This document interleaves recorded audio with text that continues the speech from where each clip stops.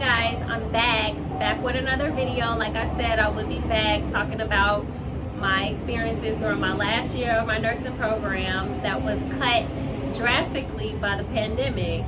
So in this particular video, I'm going to go over my experience transitioning from being in person to having in-person clinicals, in-person classes, to transitioning totally online and no clinicals at all.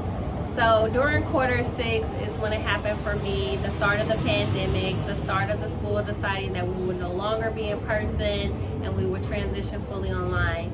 That came with simulations.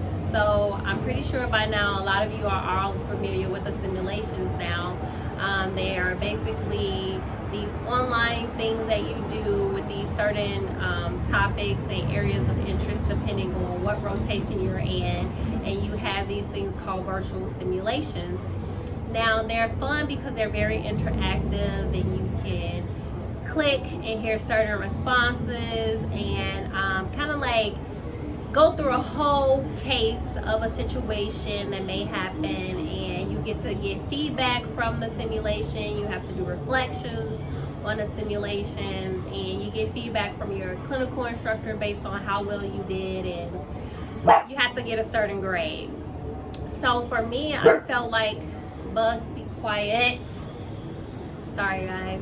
So for me, I felt like this was very annoying because it seemed like most of the time we were doing duplicate of the same work, and because of that it was like I felt like I was just typing the same things over and over and over. And this is in reference to the reflections that we had to do. It will ask you similar questions and it will just be like really reworded, and you would have to like re-answer it again.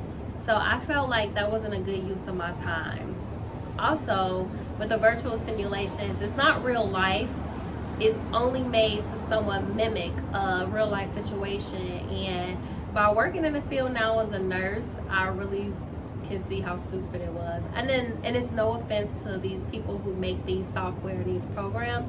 They only mean to do good by using them. But it's nothing like the real world, and sometimes those responses are limited to where you cannot even input a real world situation in them.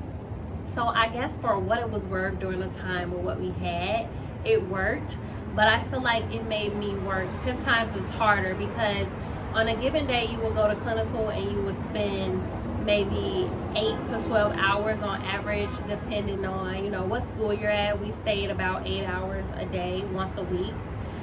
During Peds and OB it was twice, because you had to go one for maternal and one for Peds, but because of the pandemic we didn't go any days, so we did duplicate simulations, one for Peds, one for OB, and we did these twice a week the whole quarter. So we spent double the time watching these simulations because you had to get at least a grade 80 or above in order to pass.